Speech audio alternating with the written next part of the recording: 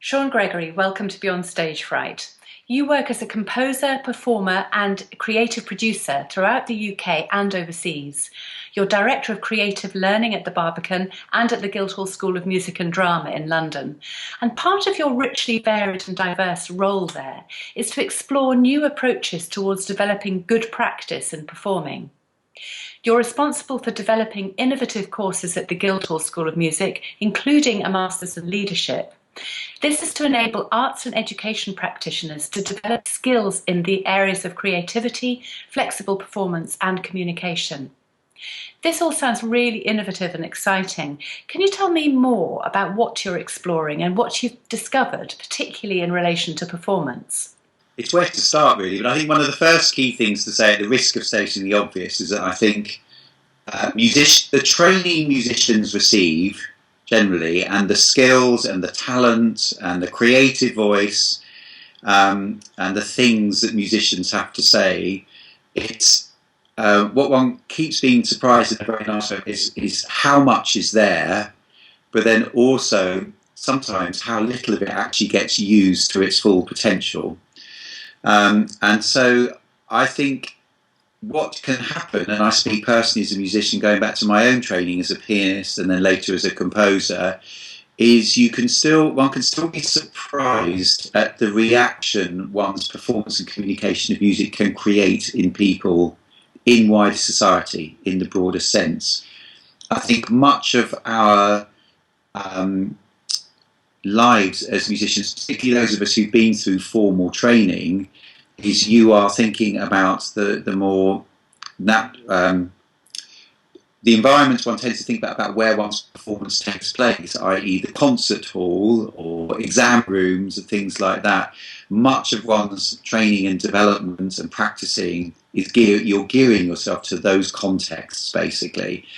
And you know more than anyone the types of anxiety that creates, but actually, the moment you take a musician, again speaking, whether it's myself personally or other musicians I've worked with over the years, out into other contexts, be it a school, a healthcare setting, a community setting, someone's front room or whatever, whilst in the first instance, particularly before you've got that, might create all sorts of other anxiety for a musician and nervousness and all the rest of it. The moment you are in that room as a musician interacting in quite a different way with your audience or group of participants, suddenly it unlocks all sorts of new fantastic things which are there. They're there on a day-to-day basis, but perhaps you've never realised them. Not least the more immediate reaction you get from people in hearing what you've done. Because you can forget the years and years of training and skill and extraordinary expertise you have, to the hours and months and years of practice and training and specialist development you've gone through. And actually, it's just, I don't think our society allows or enable that to manifest itself and be heard in as many different contexts as possible. That sounds really interesting. Tell me a little bit more about the qualities that you see musicians show when they're in those different contexts.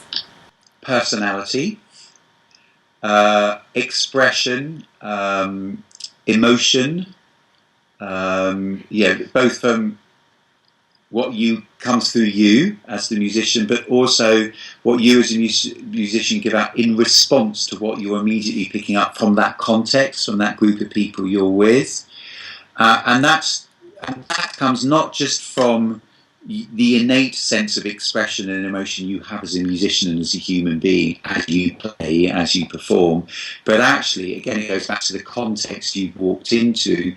It's to do with the interaction you've had with before or between what you play, because you immediately set a different dynamic, or a new dynamic is set for you. That first conversation you have walking into a room, meeting those people, or that first decision you have to make about where am I going to play, how am I best going to position myself to be heard and to communicate to this particular audience. It comes back to the word that you set a different dynamic for yourself as a musician, as a performer, and obviously for the people in the room.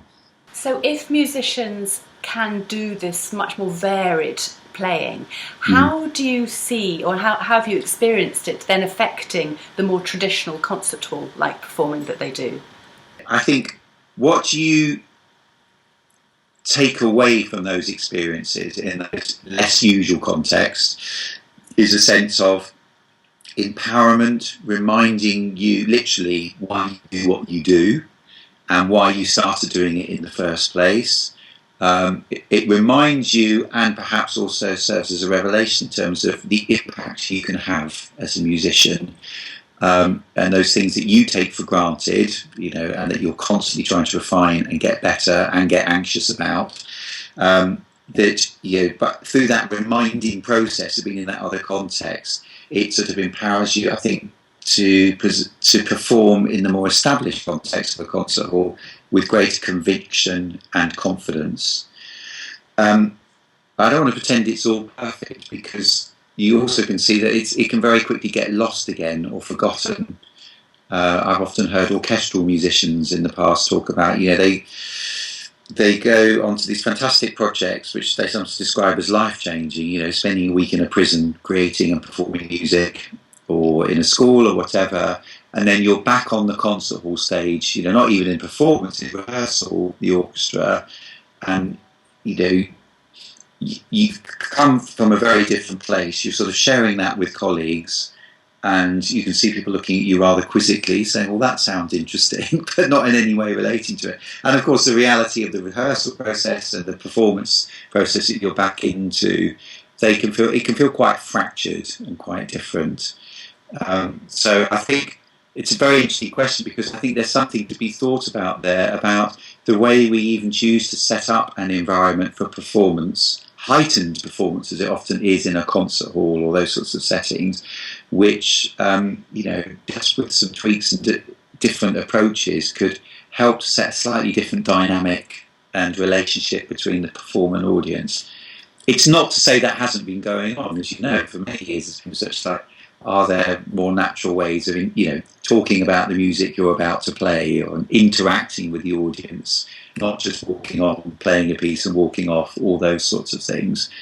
But I think there's still scope for that to go further to help that dynamic develop.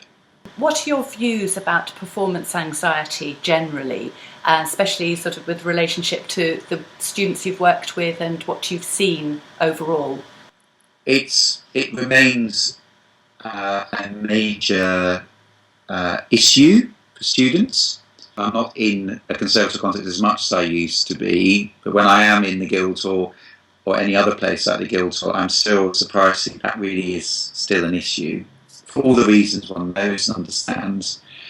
I think what has shifted quite significantly is conservatoires and the training sectors and the professional sectors' acknowledgement of the issues around that, and a greater willingness to acknowledge it and address it as well. So even speaking in terms of what we do at the Guildhall, and I know this goes on a lot of other conservatories now, right from the outset, you are introduced to ways that cover things like developing a greater sense of well-being, looking after yourself, approaches to practicing, anxiety, talking about that more openly, the ways of managing it, or processes and methods you can do to work around it. So I think it's part of the training and part of the dialogue and conversation now, which I don't think it was 20, 30 years ago. So there's a big shift there. But of course, the reality of the context you still end up in, whether it's performing for your final exam or just on stage giving a concert as a student or as a professional, that hasn't shifted particularly, and I think that therefore still remains. And if anything, anxiety, you could argue anxiety has been heightened as supposedly levels of performance go up, and therefore levels of expectation go up. That can create even greater issues as well. In your view, where do you think performance anxiety actually comes from? That's a very big question, but have you got any particular thoughts on that? I think there's going to be quite a lot of assumption on this, but I think some of it does come from the tradition itself, and as that tradition has become has evolved more and more and become more and more of a tradition. We all often talk about the fact that there was a time where the music of Mozart or Beethoven or even earlier was played in much less formal settings. It was closer to popular culture and folk culture, people culture. So the context upon which that music was played was more relaxed.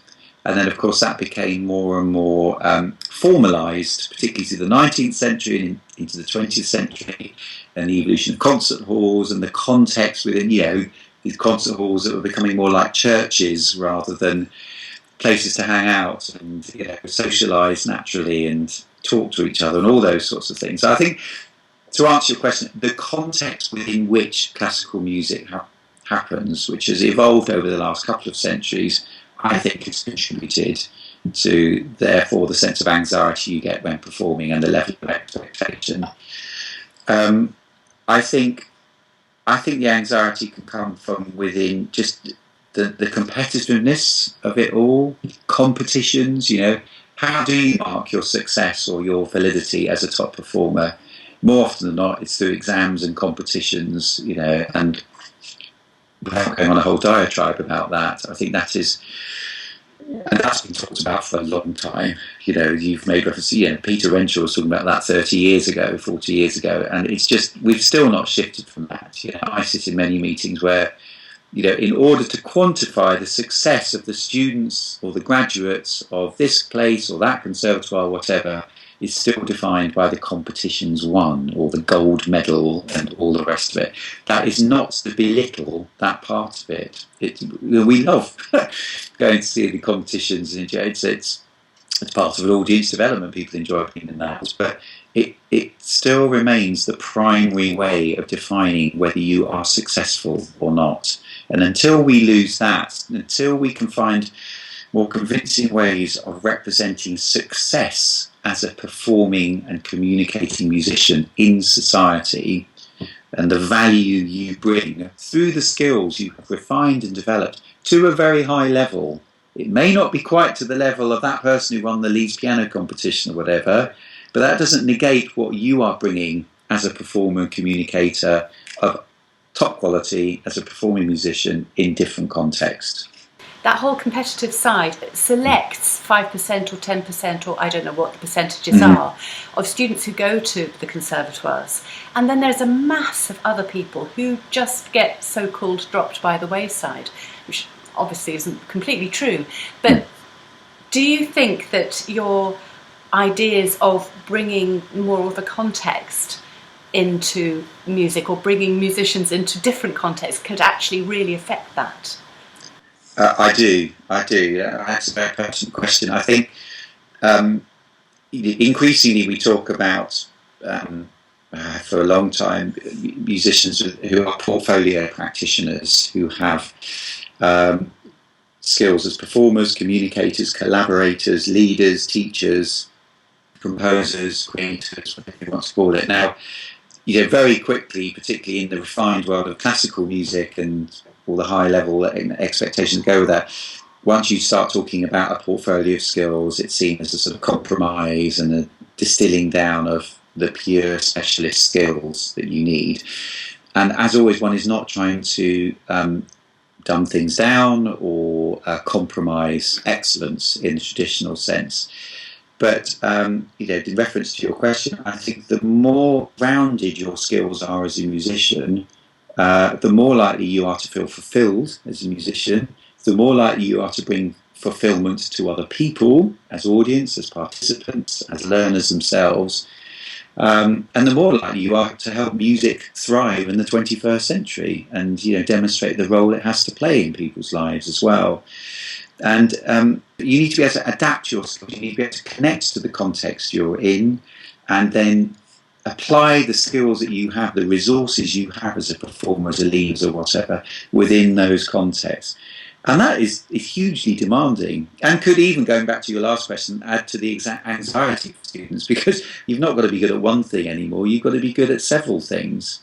But of course you'll still have a principal study teacher who's saying this is what you need to do and focus on in the first instance. And, from a vocational skill-based side, it probably is, if you're going to really be on top of things in that way.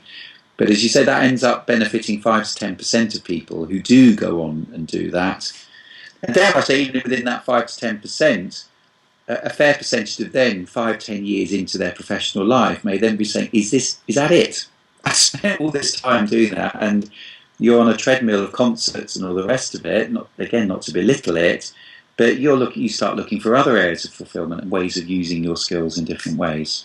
I wonder how it would be possible to make the portfolio career kind of cool amongst students and to sort of shift a culture in a way so that instead of every single person aiming for solo violinist or whatever it is, to recognise that actually there is so much value in all of that. Have you got any thoughts about how that could change? A couple, yes. I do think that the generation of young musicians coming through now are much more geared to this. Certainly UK musicians, as you know, conservatoires are very international, and many, they come from Russia or Asia or wherever, they've come on a very different journey, probably more traditional and more what we would have had a few decades ago. For better or for worse, things have changed in our country, and I think musicians now, young musicians, expect to, in fact, want to excel in lots of areas. They recognise actually if they're going to be employable as musicians, there's no job for life in one area. And chances are, through their education, they've experienced many different approaches. They've had their one-to-one teaching, they've had their ensemble training, but they've also been in creative workshops, they've also been out in different contexts, and that excites them. They work with technology, they've got a CV and a website that demonstrate all sorts of areas. They don't just play one genre of music, they play several genres of music. They want to improvise as well as play repertoire.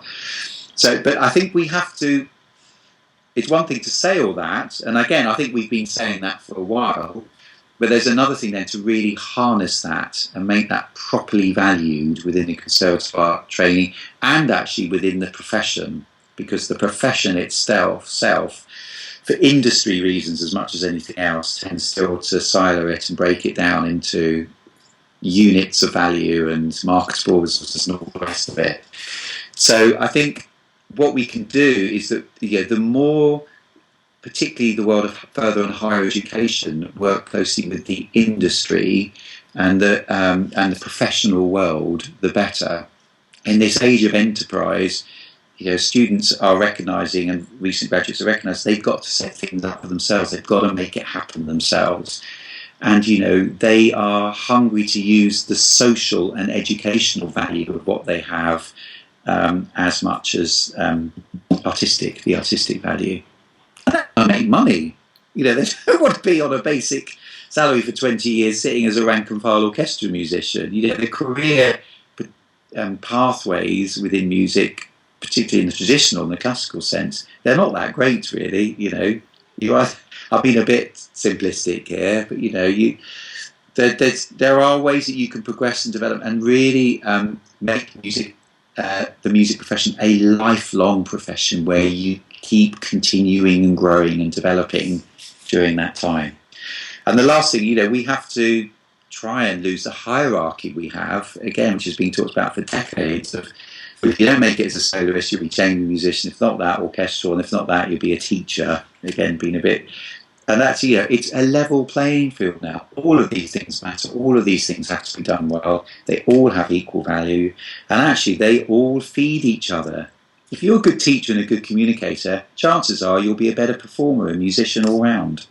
That makes me think of the whole situation with the programmes that we have on British television, the celebrity programmes and the X Factor and The Voice and all of those things which, in a way, do the opposite of what you're talking about. How do we deal with the fact that a programme like the X Factor is phenomenally successful and gets the whole thing about hierarchy and one person getting it and making it? How do we deal with all of that with what you're trying to do? You carry on regardless. It's a simple one.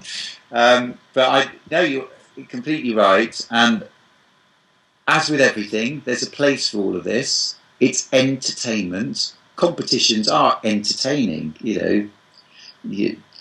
even, take the classical music competitions. As I was saying earlier, it's not that they shouldn't happen, because there are, people get excited. There's a buzz to a gold medal competition, and more than a buzz, as you're saying, to all of the TV programs around this, even if they're more popular culture based. So I think that's a human instinct, isn't it? We love right back to the ancient Greeks. You want your gods, your great heroes, the great athletes, the great musicians, artists, whatever. But we shouldn't be defining success purely in that way. And it's very pertinent, again, what you're asking, because the danger is that's what we're doing in society. All our rhetoric says we need to be more collaborative, we need to think as a society, as communities, and all be in this together. And at the same time, then you're throwing in all these sort of red herrings, almost saying, but you could be this. And if you end up bitterly disappointed and feeling a failure.